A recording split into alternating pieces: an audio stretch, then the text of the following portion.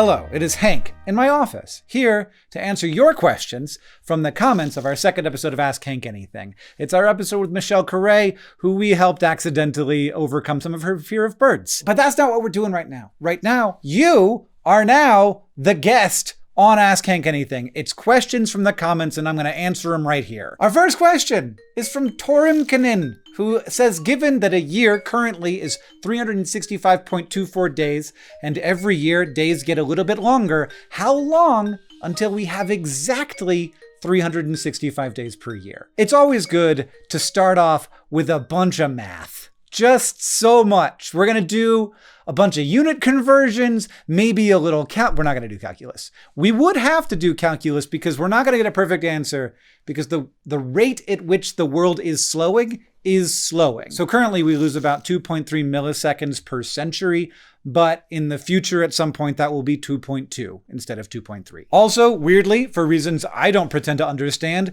it's not a constant rate of decrease. It wobbles around a little bit.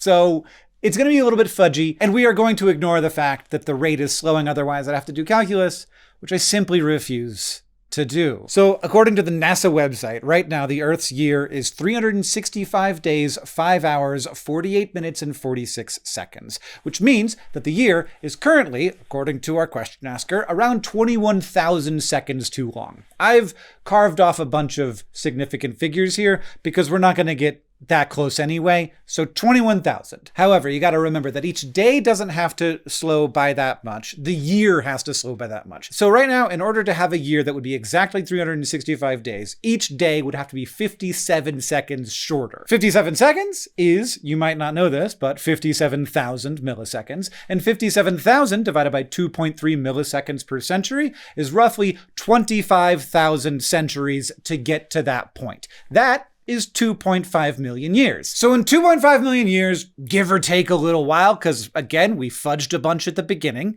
we're going to have a year that is exactly 365 days long for a brief period of time. And also it won't ever be exactly, because if you go out to enough significant figures, you'll find something that's not a zero. Now, probably it's going to be a bit longer than that because again, the rate of the slowing is slowing, but that's good enough for me to know that like the Earth will still be here when that happens. There will probably still be life, but there will definitely not be me. And that, I think, is a good enough estimate for all of us.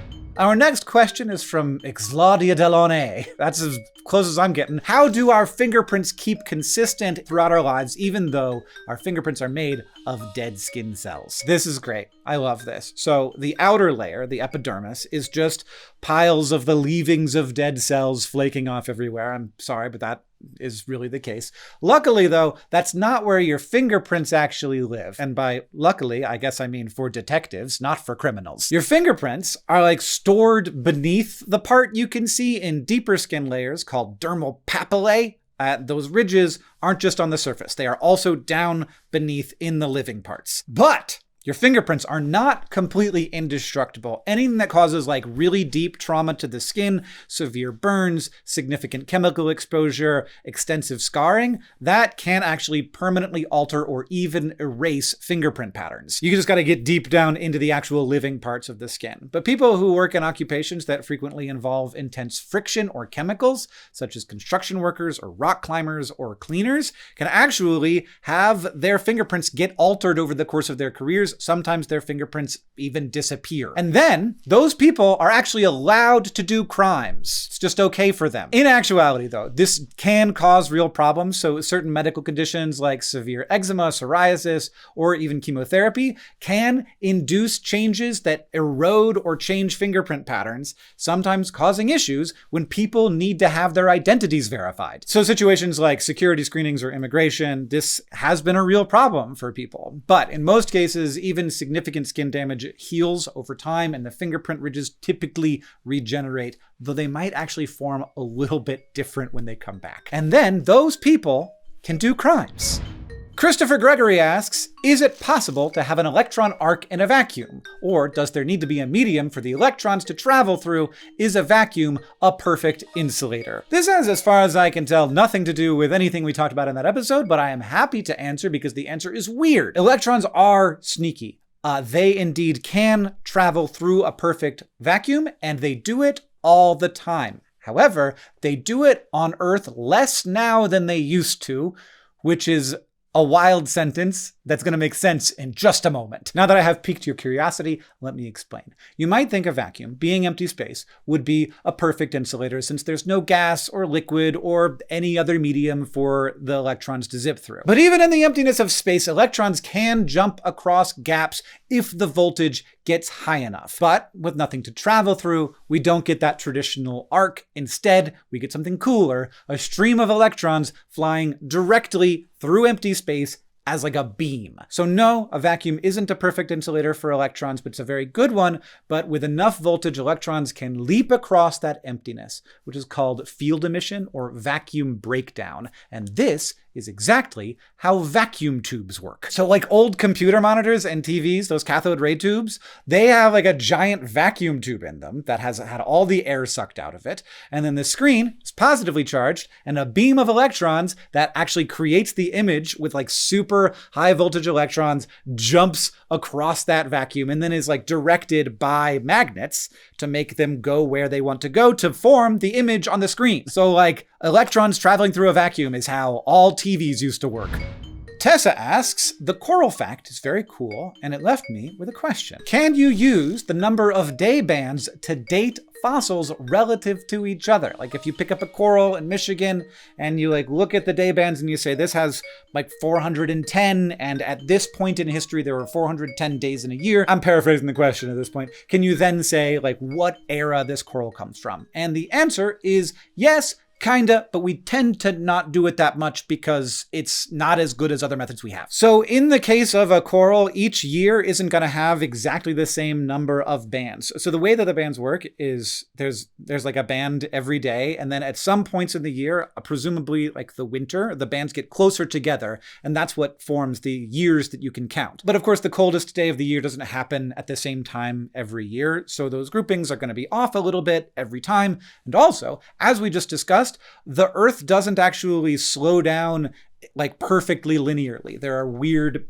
perturbations as it slows overall. But averaged over a single fossil, you can get a pretty good number. And if two fossils have similar numbers, you can say that they come from roughly the same period of the Earth's history. But since the Earth's spin is slowing super slowly and unevenly, that makes it hard to pin like a number of days to a specific year. So it's not as useful as radioactive isotope dating, which is how we do most dating. And that's really good. We understand it really well. And it tends to be a lot more precise, but it can be good to have like two systems for dating a single fossil because it helps you refine and check to make sure that all your systems are working really well. You can look and say, well, this is the number of day bands that it has, and this is what our radioisotopic dating says, and they confirm each other, and that means that our systems are good. Longline asks, you can dilute soap a fair bit before it stops doing soap things effectively.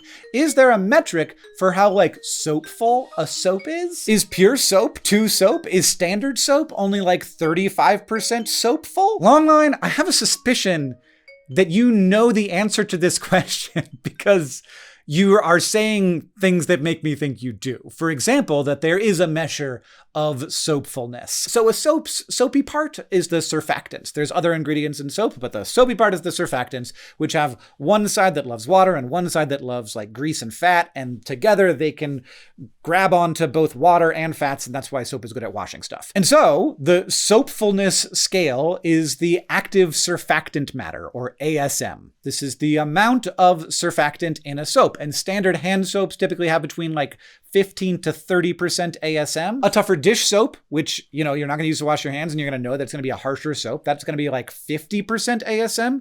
And then a pure soap, 100% surfactant, is not something that you'd actually want to use on your body. It would be unpleasant to touch. Consumer soaps, obviously, you're going to add water to that, moisturizers, conditioners, just to make that aggressive power a little less aggressive, make them gentler on your skin.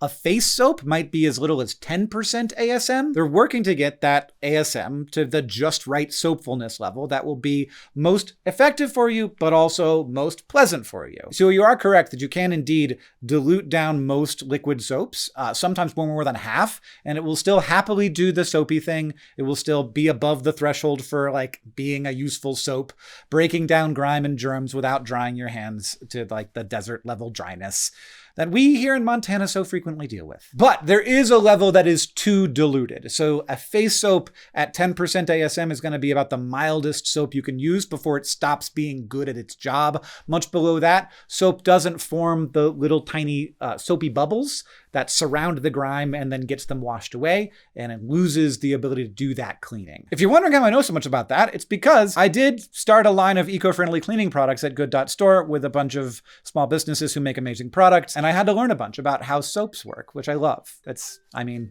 not like I don't like learning stuff.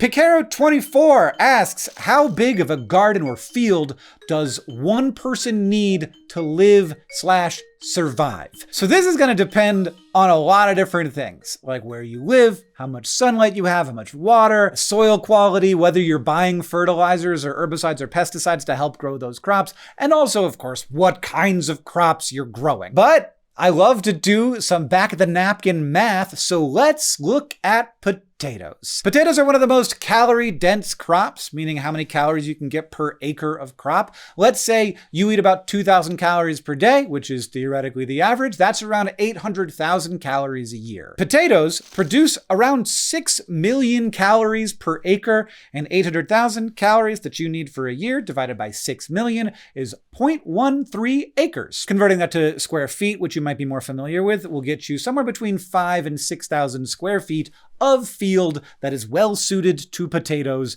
and also the commensurate water and fertilizer that you would need to get to those yields. But probably you're going to want more than just potatoes, because otherwise you'll be very sad. So you're going to want to mix in some other calorie-dense crops, maybe some grains, some legumes, maybe some room for crop rotation and soil replenishment. So let's bump that up to like at least 8,000 square feet. And in that situation, you're not getting any grapes or bananas or lettuce. You're definitely not getting meat. Now, there are also some traditional subsistence farming methods that could make the space smaller. So the Three Sisters method, used by indigenous peoples in North America, uses corn, beans, and squash grown together, all sort of intertwined, and it turns out this actually works really well. It maximizes both space and nutrients. And since you wouldn't need to grow the way potatoes are grown in industrial agriculture, where you need to like have all the equipment get in there, you might actually be able to squeeze more calories out of a Three Sisters situation than a potatoes situation. So I did some very rough math here, but this is not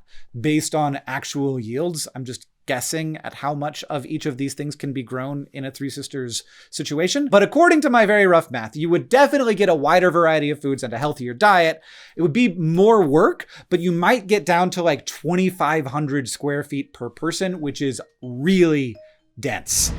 And our final question, how is the internet so fast? How am I typing this and then it's just there for everyone to read so quickly? So, a lot of the internet does move almost at the speed of light, at least when it's traveling through fiber optic cables, which use pulses of light to carry information. But that's not the whole situation. There are lots of little steps along the way where information is getting processed that can slow things down. Obviously, your computer is not directly connected to my computer with a fiber optic cable, but we can still easily comment on each other's comments. And this is, of course, complicated. So the short answer is a ton of people work very hard to make the internet feel as fast as possible. And some of that speed is real, like data shooting through undersea cables at nearly 125,000 miles per second. But some of it is actually a bit of an illusion. So instead of one computer in one place handling everything and information all going to that computer, there are copies of the same information stored on many computers all over the world, and those computers actually update at different rates. So depending on where you are, your new comment might be right under the video for you, but not for someone on the other side of the world. It might take up to like 5 or even 10 seconds before they get it, which is still, I understand, very, very fast. So even though the internet feels instant every time you send a message or load a page, your data is bouncing through routers and network switches and undersea cables, all of which do add tiny delays. The magic is that people have worked extremely hard to make that all really quick and efficient so that it happens so fast that to you, it feels instantaneous. Thank you for your questions, everyone. I've been absolutely loving seeing the reaction to Ask Hank Anything. You can go watch our episode with Michelle Correa.